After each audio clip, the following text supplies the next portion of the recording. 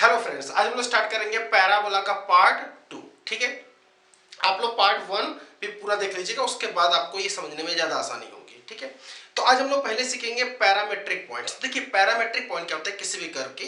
Parametric point वो point होते हैं जो कि कर्व को हमेशा सेटिस्फाई करते हैं, उसमें केवल एक वेरिएबल होता है। जैसे कोई भी कर्व है तो हमें अगर पॉइंट मानना तो मान लेते हैं x1, y1, ये एक जनरल पॉइंट मान लिया। ठीक है, इसमें दो वेरिएबल हो जाते हैं x1, y1, तो उसको सॉल्व करने के लिए हमें दो इक्वेशन की कम से कम रिक्वायरमेंट होगी। लेकिन पैरामेट्रिक फॉर्म में हम लोग क्या करते हैं कि हम लोग एक वेरिएबल के टर्म्स में उस कर्व पर पॉइंट मान लेते हैं जो उस कर्व को हमेशा सेटिस्फाई करता है। दैट मींस एक वेरिएबल है तो उसको सॉल्व करने के लिए केवल एक ही इक्वेशन की रिक्वायरमेंट होगी। तो देखिए, अब लोग आगे बढ़ते हैं। पैराबोला की अगर बात करें, सर्कल के लिए मैंने आप लोग को ऑलरेडी बताया हुआ है। पैराबोला की अगर बात करें हम लोग, तो पैराबोला के लिए पैरामेट्रिक पॉइंट बहुत सारे हो सकते हैं। ठीक है, लेकिन जो स्टैंडर्ड हमको दिए गए हैं, जो हमें याद रखने हैं वो क्या है वो हम बताते हैं। तो आपको दो याद रखिए केवल, बाकी आप खुद ही कन्वर्ट कर लेंगे। ठीक है, और उसमें भी ज्यादातर ये वाला याद रखना। Y square is equal to 4ax, इसका पैरामेट्रिक पॉइंट क्या होता है 8t square 280। Y square is equal to 4ax का पैरामेट्रिक पॉइंट क्या होगा 8t स्क्वायर 280। अब इससे अगर इसमें आना है तो देखिए, जब भी हम प्लस से माइनस वाले में आएंगे ना, तो यहां पर पैरामेट्रिक फॉर्म में ये x, जैसे यहां माइनस, यहां प्लस x के साथ में, यहां माइनस x के साथ में आ जाएगा, तो x क्वाड्रेंट माइनस कर दीजिएगा। तो इसका पैरामेट्रिक पॉइंट क्या हो जाएगा, बस इस वाले में x वाला माइनस कर दीजिए, तो माइनस का 80 स्क्वायर 280 रख के देख लो यार, हमेशा सेटिस्फाई करेगा, क्यों नहीं वेरिएबल है t। अच्छा, x square is equal to 4ay के लिए भाई ये दोनों इंटरचेंज हुए ना यहाँ पर xy, तो ये इसके पैरामेट्रिक पॉइंट्स को भी इंटरचेंज कर दीजिए। कितना हो जाएगा 280 80 स्क्वायर। इस तरह से अगर ये वाला फॉर्म है तो इसका पैरामेट्रिक पॉइंट क्या था अभी 280 80 स्क्वायर। इससे इसमें आ रहा है तो देखिए y वाला नेगेटिव हो गया है, तो यहाँ y वाले को नेगेटिव कर दिया, तो इसका पैरामेट्रिक पॉइंट कितना हो गया 280 माइनस 80 स्क्वायर। अगर मुझे इसका पैरामेट्रिक पॉइंट बताना, देखो इससे कंपेयर करें इस वाले से, तो y माइनस बीटा बराबर कितना हो जाएगा 280, तो बीटा उठ के इधर गया, यानी कितना बीटा प्लस 280। इस तरह से x माइनस अल्फा ये बराबर कितना होगा भाई, देखिए इसको कैपिटल X माने ना, तो x की जगह पर 80 स्क्वायर, ये उठ के इधर आ गया तो कितना हो गया अल्फा प्लस 80 स्क्वायर। जैसे मान लीजिए क्वेश्चन इसका पैरामेट्रिक पॉइंट बताना है, तो पहले तो आप इसमें क्या करो, इसको इसमें से माइनस का 8 कॉमन ले लो, कितना हो गया ये x माइनस 3/2। ठीक है, अब इसका पैरामेट्रिक पॉइंट बताना है। अब ये कितना लिखा हुआ भाई, ये लिखा हुआ है माइनस का 4 इंटू 2 x माइनस 3/2। इसका a कितना हो गया, a हो गया है 2। ठीक है, 2। अब y square is equal to minus का 4ax, तो x वाला क्या होगा, देखिए x माइनस 3/2 ये कितना जाएगा minus 80 square, minus 80 square minus a कितना है इसका 2t स्क्वायर। इस तरह से y प्लस 2 बराबर कितना होगा 280, कितना होगा 280 कितना है भाई 2 a is 2 एंड t तो t है, ये उठ के इधर, ये उठ के इधर, तो x y कितना आ गया, ये उठ के इधर 3/2 plus minus 2t square comma 4, ये उठ के इधर माइनस का 2 प्लस 4t। इस तरह से किसी भी पैराबोला का हम लोग स्टैंडर्ड फॉर्म में कन्वर्ट करने के बाद उसका पैरामेट्रिक उसका पैरामेट्रिक पॉइंट पता कर सकते हैं। ठीक है, बात करते हैं फोकल कॉर्ड की। ठीक है, देखिए फोकल कॉर्ड वो होती है जो कि फोकस से पास करती है, वो सारी कॉर्ड्स जो कि फोकस से पास करेंगे क्या कहलाएगा फोकल कॉर्ड। मान लीजिए पैराबोला है y square is equal to 4ax। ठीक है, ये फोकल कॉर्ड है, इसका एक पॉइंट आपने मान लिया 8t1 स्क्वायर 280t1 और दूसरा है 8t2 स्क्वायर 280t2। हम इस t1 t2 में रिलेशन निकालना चाहते हैं। वैसे आपको याद भी रखना है t1 t2 में रिलेशन कितना होता है -1।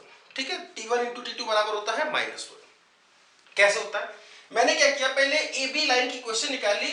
जब ए और बी आपको दिए गए हैं तो ए बी की इक्वेशन निकाली, equation of A B y minus y1 281 is equal to 282 minus 281 upon 8t2 square minus 8t1 square, y2 minus y1 upon x2 minus x1 into x minus x1 यानी 8t1 square.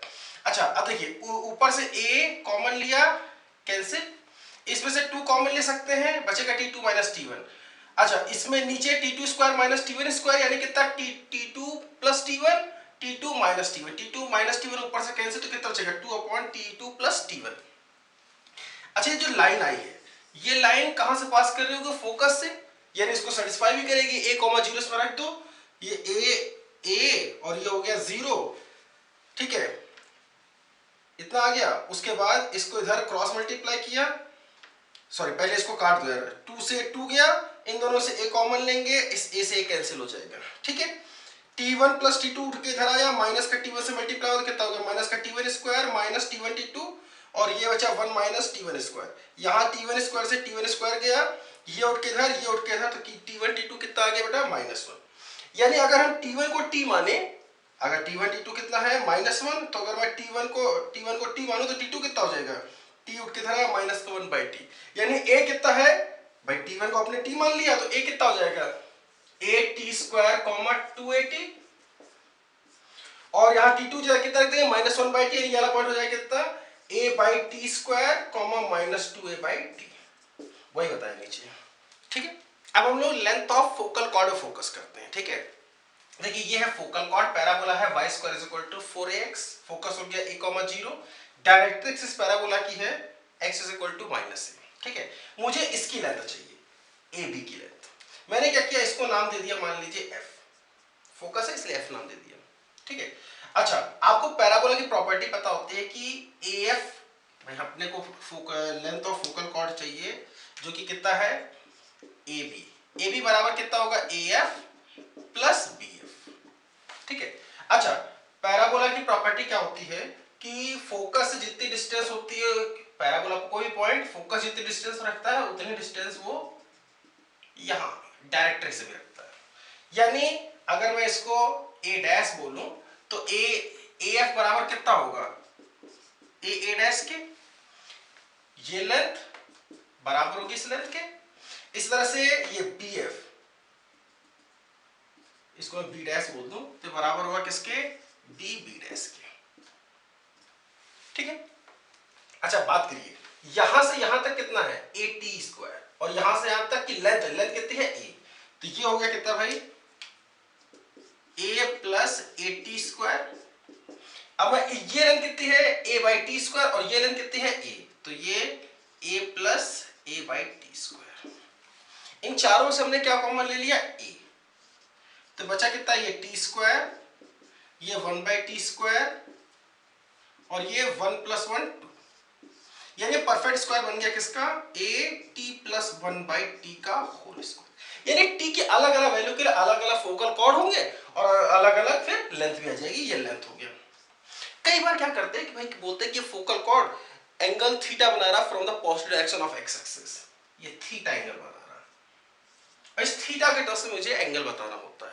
यानी देखिए ये line कितना भाई, focal cord horizontal से कितना angle बना रही है? थीटा। तो अगर मैं स्लोप ऑफ AB बोलूं, स्लोप ऑफ AB, तो कितना होगा? y2 minus y1, y2 minus y1 यानी 2a/t minus 2at upon x2 minus x1, a/t square minus at square.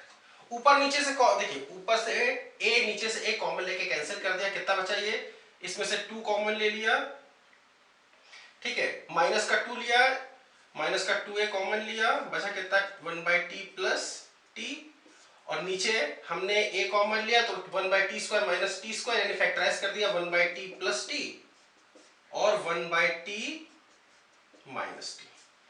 a से a गया, इससे ये गया, माइनस का कॉमन लिया था, ठीक है। यानी स्लोप कितनी आ गई भाई? 2/1/t माइनस t, यानी स्लोप कितना होता है? tan theta. यानी tan थीटा है अपना कितना? 2/1/t minus t square. Cross multiply कर दिया, ये उठ के इधर, ये उठ के इधर, यानी 1/t माइनस t बराबर 2/10। दोनों साइड स्क्वायर कर दो यार, इसका स्क्वायर कितना होगा? 1/t square plus t square minus इन दोनों प्रोडक्ट 2/10 यानी 2 sec, यानी इसका स्क्वायर 4, सॉरी 1/10 यानी cot, उसका स्क्वायर cot स्क्वायर थीटा। दोनों साइड मैंने +4 कर दिया, तो अगर +4 कर दिया तो ये वाली चीज कितनी आ जाएगी भाई? ये वाली चीज हो जाएगी ये माइनस का 2 + 4, यानी कितना हो गया? प्लस का 2, यानी ये बन गया परफेक्ट स्क्वायर किसका? t + 1/t का होल स्क्वायर का, ठीक है। इन दोनों से अगर मैं 4 कॉमन ले लूं, 4 कॉमन ले तो क्या हो जाएगा, cot square theta plus 1, 4 common लिया तो कितना हो गया, cot square theta plus 1, 1 plus cot square theta यानी cosec square theta, cosec square theta यानी ये ध्यान दीजिए इसकी वैल्यू कितनी होगी, 4 कॉसेक स्क्वायर थीटा, यहां रख दीजिए a इंटू 4 कॉसेक,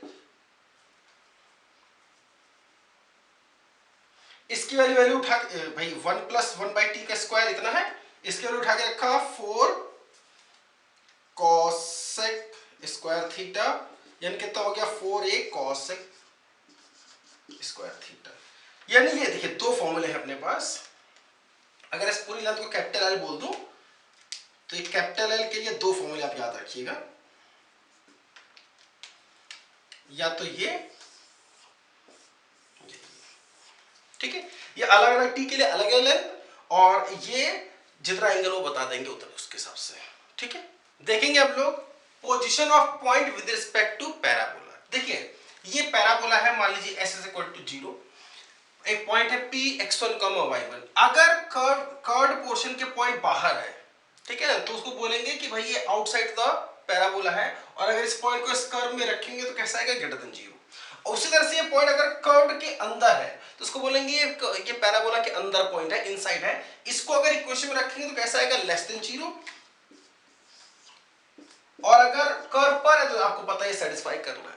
मेन बात आती है एस की, एस क्या होना चाहिए। देखो मैंने आप लोग को पैराबोला में बताया था, चाहे जनरल फॉर्म हो चाहे स्टैंडर्ड फॉर्म हो, सबको अगर हमने इस तरह से कन्वर्ट कर दिया F square is equal to 4ac, ठीक है, और तो फिर आपको एस बनाने के लिए इसको उठा के धर लेना है, मतलब ये स्क्वायरिंग वाला है जो ना, इसको पॉजिटिव बनाना होता है, इसको उठा के धर लिया है तो एस होगा अपना कितना, एफ स्क्वायर माइनस 4ac, ठीक है।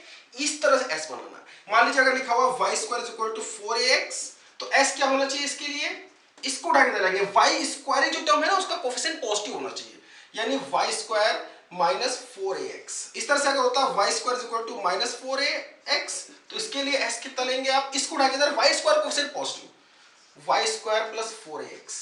इस तरह से अगर होता है x square is equal to 4ay, तो इसको उठा के इधर एक्स स्क्वायर को पॉजिटिव बनाएंगे, तो इसके लिए s क्या होगा, एक्स स्क्वायर माइनस 4ay।